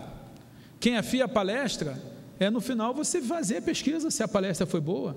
Quem afia o livro, você perguntar se a pessoa gostou do livro. Quem afia o casamento é depois de você transar com a sua esposa, você perguntar se ela gostou. Aí você fala, o que isso tem a ver com o sucesso da empresa? Gente, alguém insatisfeito sexualmente produz menos. Alguém insatisfeito sexualmente produz menos. Ou então vai arrumar uma segunda esposa, a amante. E se com uma mulher já é difícil trabalhar, com duas é muito mais. Se um homem já é difícil de aturar, dois então. Muito bem. A Bíblia fala em Jeremias 12:5 o seguinte: se te fatigas correndo com homens que vão a pé, como poderás competir com cavalos? O desafio da Bíblia é a gente estar preparado para correr contra cavalos. Eu, quando falo para alguém se preparar para o teste de aptidão física, que tem que correr 2,4 km, eu falo assim, amigo, corre 3. Amigo, não corre de manhã não, corre meio-dia debaixo do sol. Porque se você conseguir correr 3 km debaixo do sol, se tem que fazer em 12 minutos, tente fazer em 11. No dia da prova, mesmo que tenha algum problema, ele vai conseguir. Agora, tem gente que treina de manhãzinha, sem sol, tudo certinho, o tempo exato e a distância exata. Se no dia tiver um sol, pronto, o cara perde. O que a Bíblia fala é, se prepara para competir com cavalos. Para de reclamar de estar correndo com homens que vão a pé. Esteja acima da média. Pense alto. Pensar alto ou pensar pequeno custa o mesmo preço. Sonhar alto ou sonhar pequeno é o mesmo preço. A questão é que o resultado é diferente. A Bíblia também fala em Provérbios 22, 29, que visto o homem diligente na sua obra, perante rei será posto, não permanecerá entre os de posição inferior. Viste o concurseiro diligente, perito, hábil no que ele faz, viste o pastor hábil no que faz, viste o empresário hábil no que faz, o dentista hábil no que faz, o palestrante hábil no que faz, ele vai para o topo, não ficará entre os de posição inferior. Viste a empresa hábil no que faz, boa no que faz, competente no que faz, ela vai para o topo e não vai ficar na posição inferior. Quer subir? A Bíblia fala, seja perito, seja hábil. Quer que a tua empresa suba? Faça com que a tua empresa seja hábil, seja perita. Quer destruir a tua empresa? Bota um parente teu que não é hábil para trabalhar num lugar onde tem que ser hábil. Bota um irmão seu da igreja. Ah, não, a gente tem que abençoar os domésticos da fé. Está lá no Novo Testamento. O mesmo livro diz, bota no alto quem é hábil. Bota quem tem sabedoria. Seja sábio, aconselhe-se. Os conselheiros, e conselheiro não tem só na Bíblia, tem nos livros, tem nos cursos, fala, você tem que premiar o mérito, você tem que botar gente competente, você tem que tomar cuidado com a empresa familiar, você que escolhe. A Bíblia fala, se o machado está cego, a sua lâmina não foi afiada, é preciso golpear com mais força. Eclesiastes 10, de 8 a 10. O que isso quer dizer? Meu amigo, se a empresa não está dando certo, se o concurso não está dando certo, se a venda não está dando certo, ou você vai afiar o machado, vai melhorar as suas técnicas, vai estudar mais, vai se preparar mais, vai se aconselhar mais, ou seja, você vai afiar o machado com que você vai enfrentar a floresta, ou então faz o seguinte, bate mais forte. Você pode ser burro, pode ser incompetente, mas que pelo menos seja um burro entusiasmado, um incompetente perseverante. vai mais longe do que o sábio preguiçoso. Porque a Bíblia fala aí, trocentos versículos, que o preguiçoso vai entrar pelo cano. Muito bem. A Bíblia fala: quem cuida de uma figueira comerá do seu fruto, e quem trata bem o seu senhor receberá tratamento de honra. Você que é patrão, você tem dado tratamento de honra para o seu funcionário? Porque se você não der, alguém vai acabar dando, e ele vai embora. A Bíblia fala que quem cuida de uma figueira comerá do seu fruto. Você tem dado participação dos resultados para os seus funcionários?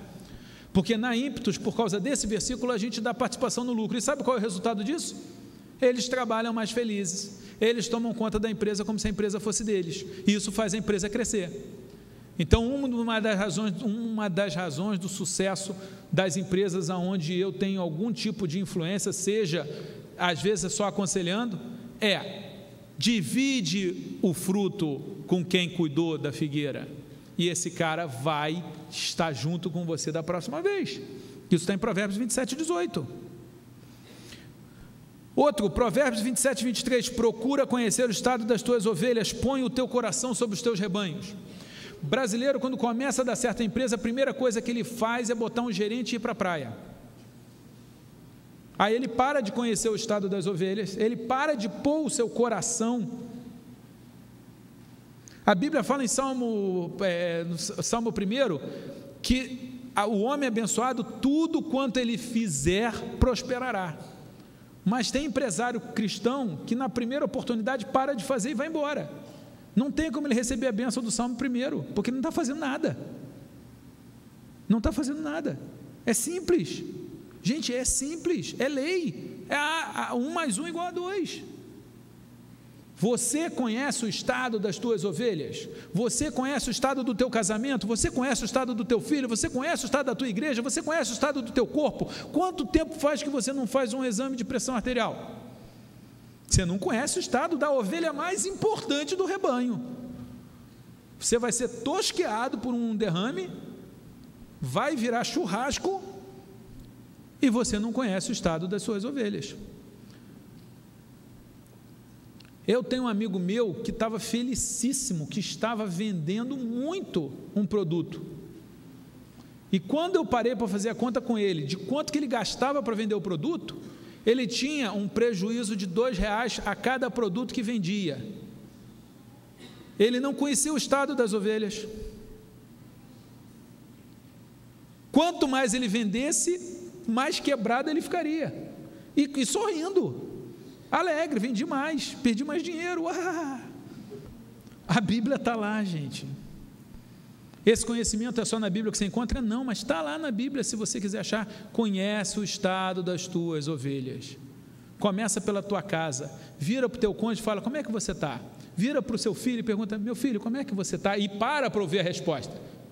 Porque a pessoa percebe quando você perguntou só por educação ou quando você quer saber a resposta. Se você continuar olhando para a cara dela, ela vai dar uma resposta. E é pavoroso, porque normalmente as respostas são ruins num primeiro momento. Você nem pergunta porque você sabe que a resposta vai vir reclamação. Mas se você pegar que o feedback ajuda, que afia o homem é o seu companheiro, que afia o casamento, a empresa, a sociedade é isso, opa, você começou a ir bem. A Bíblia fala que nada que há encoberto que não haja de ser manifesto. Tudo que você fizer vai ser descoberto por alguém. Essa é a lei da filmagem. A Bíblia também fala que a tribulação produz perseverança. Eu vivi para ver os bancos brasileiros valerem mais do que os bancos suíços. Porque os bancos brasileiros passaram por muito mais tribulação que os bancos suíços. E se aplicou a lei da aflição. É outra das leis que está na Bíblia sobre sucesso. Quanto mais aflição você passar, mais forte você fica. O vinho brasileiro é um dos melhores para o coração, porque o vinho brasileiro enfrenta um tipo de praga muito comum no Brasil e incomum em outros lugares. E esse tipo de praga faz com que a defesa da uva seja desenvolver a substância que protege o coração. A nossa uva é melhor para o coração porque é uma uva que passa por mais dificuldade. É a lei da aflição. Isso está lá na Bíblia. É fantástico. Se você pegar caso da Bíblia, José se transformou num grande primeiro-ministro porque ele passou por muitas aflições. Ele foi escravo, ele foi para dentro do poço, ele foi encarcerado, e isso fez dele um grande primeiro-ministro. Davi, quantas foram as aflições de Davi? Jacó e Labão. O Labão, empresário, malandro, esperto, engana o Jacó e faz o Jacó trabalhar de graça. Beleza, se deu muito bem. Só que nos 14 anos, o que aconteceu? Labão parou de entender de rebanho. Quando lá na frente, o relacionamento que ele tinha construído foi um relacionamento ruim, e ele já não sabia tocar mais, ele ficou na mão do Jacó. E o Jacó fala: o Deus me abençoou na minha aflição, na terra da minha aflição eu enriqueci. Eu posso dizer para você que eu passei em concurso porque eu passei pela terra da aflição. Eu passei pela terra da aflição, mas a tribulação produz resultado. É assim que funciona. Toda terra prometida tem um deserto antes. Se você quer ficar na escravidão, se você quer ficar no imobilismo, fica, tudo bem, é mais confortável. Mas se você ousar falar: eu quero ir para um lugar melhor, você vai ter que enfrentar o faraó, você vai ter que enfrentar o mar, você vai ter que enfrentar o deserto, você vai ter que enfrentar gigantes, mas lá no final da aflição haverá uma terra prometida. Para concluir, e eu já caminho para concluir, essa é uma mentira típica de oradores, né? Ele ainda planeja falar durante muito tempo, mas ele... Não, sério, eu já estou concluindo sim. Uma das coisas mais legais da Bíblia é você pegar as histórias e descobrir como é que é interessante. Por exemplo, a história do filho pródigo ensina sobre liderança. O único cara capaz de ser líder era o pai. O filho mais novo não era, porque não aprendeu nada. O filho mais velho não era, porque era egoísta. O patrão da terra distante também não era bom, porque não se preocupava com seus empregados. O único líder, o único grande empresário ali era o pai, e era o cara que era rico. Agora, o mais interessante é que o pai daquela parábola, ele era um bom empregador. Ele era bom empregador.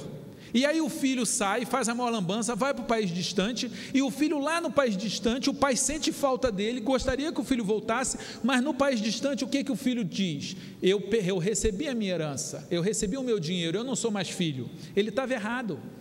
O que define a filiação não é o dinheiro, mas ele pensava assim. Então ele falou: eu não posso voltar para o meu pai, porque ele não é mais meu pai, e ele ficaria por lá. E ele iria fazer outra coisa, e o pai nunca mais veria o filho. Mas aquele pai era um bom empregador.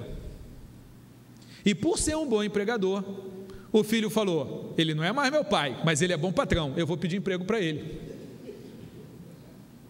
Meus irmãos, meus caros visitantes, aquele pai conseguiu de volta o filho, pela razão mais louca do mundo, por uma razão que não tinha nada a ver com a relação dele de pai e filho, era a relação dele de patrão com terceiros, mas ele foi deixando, e essa é uma das leis que você pode anotar, a lei do registro positivo. Aquele pai foi deixando um registro positivo no coração do filho, dizendo: eu sou bom patrão, eu sou bom patrão, eu sou bom patrão, e esse registro positivo salvou aquele rapaz e salvou aquele pai. E eu pergunto para você: qual é o registro positivo que você tem deixado? Aquela funcionária minha que voltou, ela voltou porque eu deixei um registro positivo no coração dela. E você deixa um registro positivo nos seus clientes, nos seus parceiros de trabalho? Sim ou não? Muito bem. Outras dicas de vida profissional estão nos 10 mandamentos: não furtarás, não adulterarás, não dirás falso testemunho, não cobiçarás a casa do teu próximo, lembra do teu dia para o santificar. Deus fala para você: para de viver a vida do outro, vai viver a sua vida, vai construir a sua história. Não furta o que é dos outros, não reclama do que eu dou para os outros, vai construir o seu. A Bíblia também fala, é outra lei, a lei dos relacionamentos, em Amós 3,3: se acaso andarão dois juntos se não estiverem de acordo. Toma cuidado com o sócio que você escolhe. Warren Buffett, um dos maiores investidores de todos os tempos, diz: você não pode fazer bons negócios com mais pessoas. Não é um padre dizendo isso, nem um pastor, nem um rabi. É um investidor. Ele fala: você não faz bons negócios com mais pessoas. Se o cara é ruim, não faça negócio com ele. Então, isso está em Amós 3,3. Também fala para você chegar a acordos, Mateus 5,25. Faz um acordo antes da pessoa te colocar na justiça. Agora, para terminar, tem a lei da não escravidão, Eclesiastes 6,3, que diz: há um mal que tenho visto debaixo do sol e que pesa muito sobre o homem, um homem a quem Deus deu riquezas, bens e honra, de maneira que nada lhe falta de tudo quanto ele deseja, contudo não tem poder para comer, antes o estranho o come, e isto é vaidade, é um grande mal. Se o homem gerar filhos e viver muitos anos, mas a sua alma não se fartar do bem, e além disso não tiver sepultura, digo que um aborto é melhor do que ele. Lá em Niterói eu conheci a história de um homem, mão de vaca, que pegava dinheiro e guardava dinheiro no colchão, um colchão, pelo menos era esperto o suficiente para guardar em dólar, e guardava dólar, não passeava, não viajava, não ia jantar, não se vestia bem, não tinha uma boa comida, mas guardava dólar e guardava dólar. Esse homem morreu, a mulher dele se casou com outro homem e foi gastar $180 mil numa viagem de volta ao mundo. O que a Bíblia já dizia lá atrás é: se Deus te dá as coisas e você não usa, você não é melhor do que um aborto. Você não é melhor do que um aborto se você pode viajar e não viaja. Se você pode ir levar a sua família para um jantar e não leva, você não é melhor do que um aborto, você é um tolo. Se Deus deu, usa. Rico é quem usa.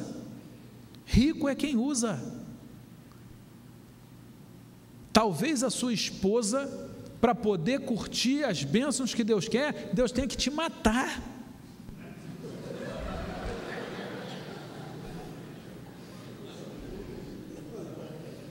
Foi o caso ali, pastor, Deus mandava os bens, uma prosperidade, não era nenhum milionário, mas tinha um dinheirinho para fazer as graças, o cara guardava tudo, e aí Deus olhando, o cara, tudo bem, era a opção dele, mas e a esposa? Deus, por amor à esposa, matou o cara. Você tem usado o que você tem abençoado o que você deseja, em vez de invejado. Abençoe tudo o que você deseja. Eu, no meu livro sobre como passar em concurso, eu falo: não inveje. Harvey T. Eker, no livro Os Segredos da Mente Milionária, que eu fui ler 12 anos depois de ter escrito meu livro, fala: se você quer virar um milionário, não inveje. O brasileiro tem um problema da inveja. O brasileiro tem um problema que, nesse país, sucesso é ofensa pessoal. Mas eu queria que você saísse daqui e se questionasse: eu tenho usado as coisas? Eu não estou falando para você ser perdulário, não estou falando para você ser pródigo, não estou falando para você ser irresponsável, não estou falando para você ser gastador, não estou falando para você ser desperdiçador, mas se você recebe coisas que você pode curtir e aproveitar, aproveita. Quantos não são os pais que compram um brinquedo para o filho e o filho não pode brincar porque vai quebrar o brinquedo?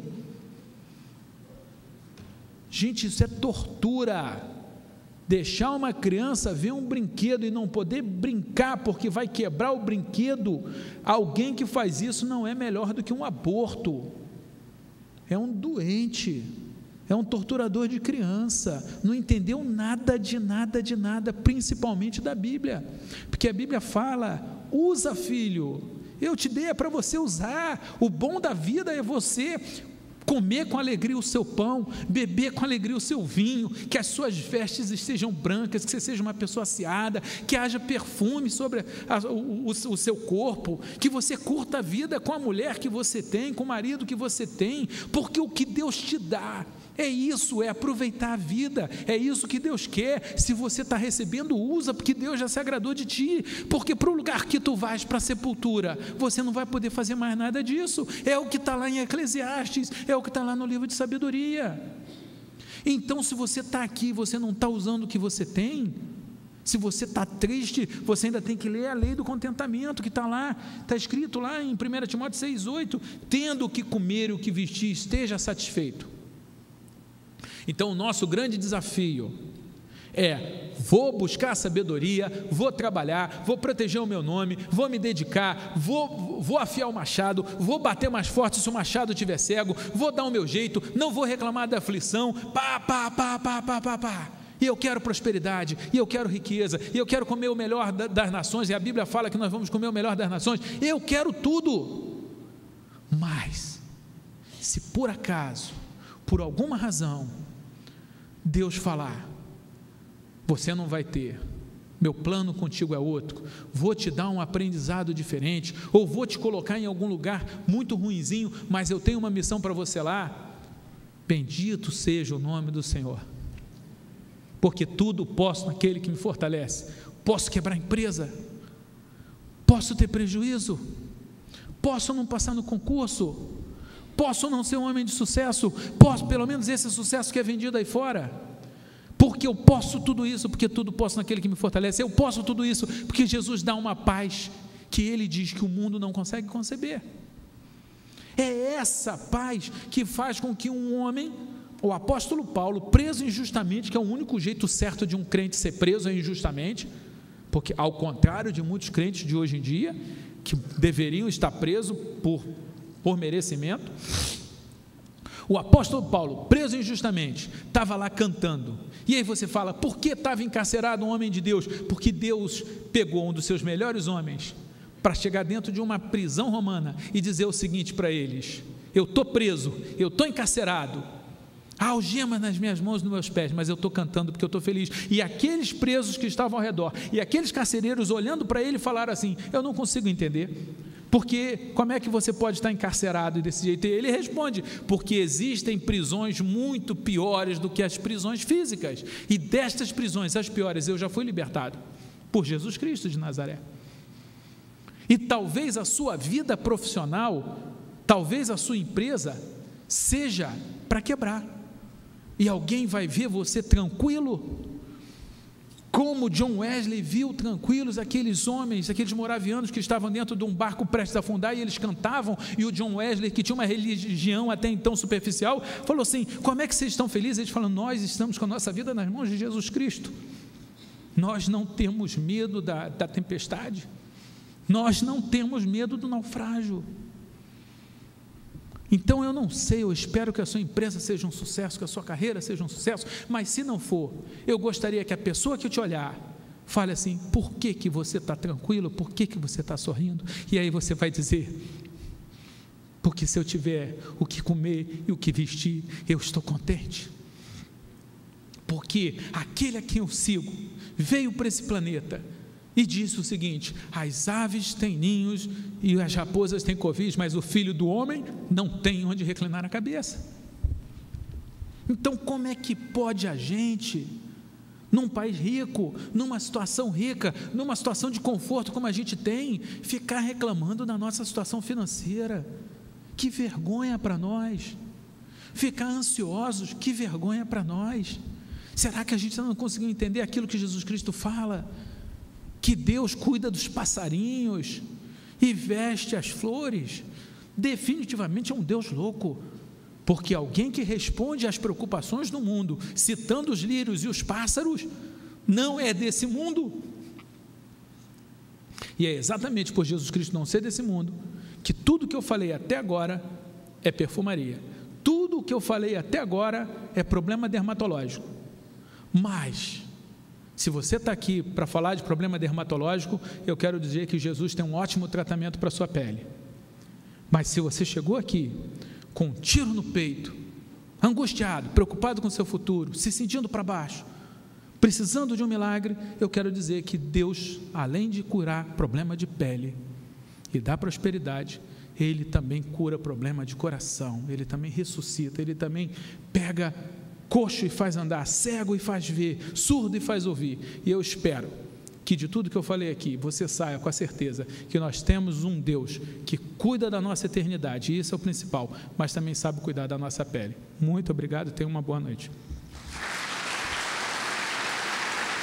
Obrigado.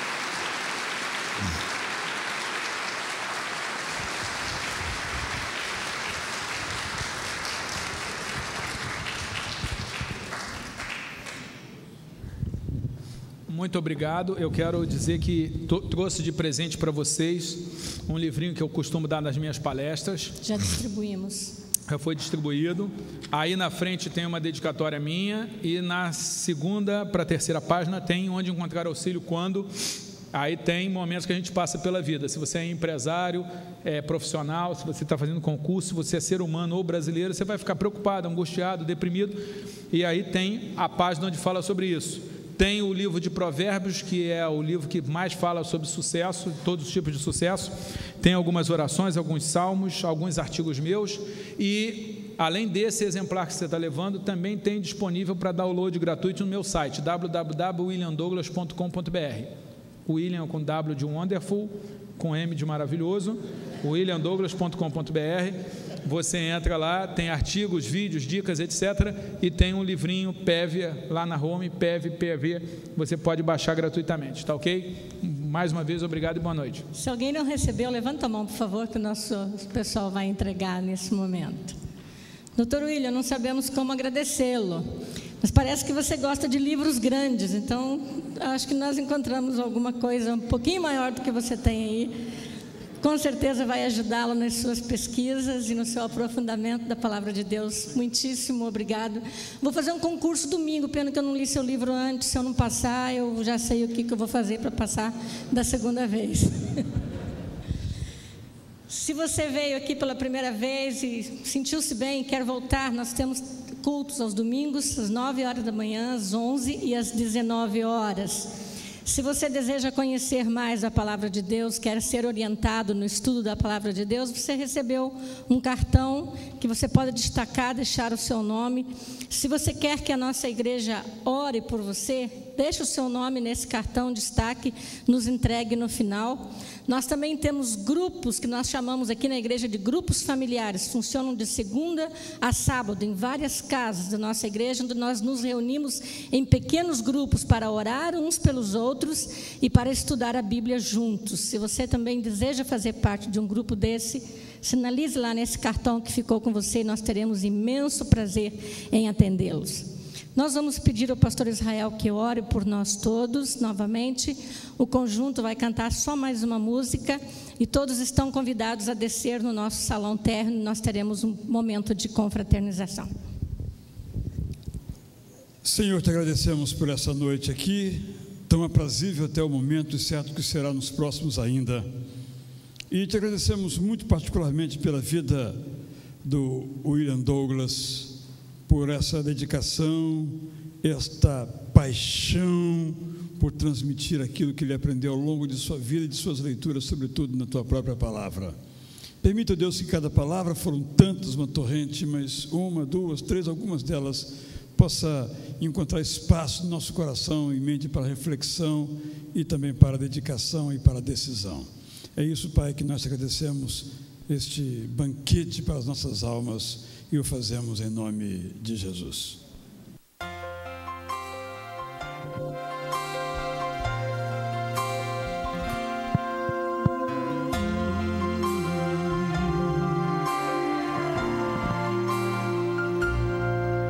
Quando penso em minhas faltas e fracassos, e quantas vezes, meu Deus, decepcionei, eu me sinto incapaz, envergonhado, não mereço ter jamais o seu perdão. Mas Jesus deixou seu trono lá no céu, morreu na cruz e assim me libertou.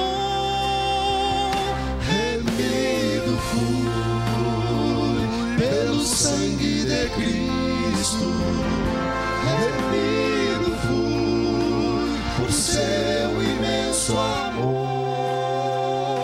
Um escravo fui nas garras do pecado, Jesus me libertou, remido fui.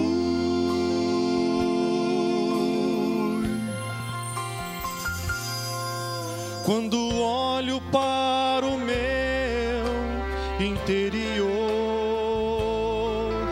nada vejo para oferecer. Um vaso só quebrado em pedaços, mas Jesus me diz: meu filho, vinde a mim. As marcas tão amargas pode apagar. Me aceita assim, do jeito que eu sou.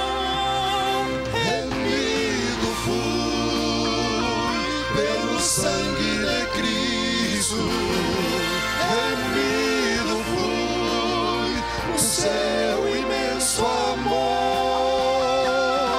Escravo fui nas garras do pecado, Jesus me libertou, remido fui, remido fui pelo sangue de Cristo, remido fui no seu imenso amor.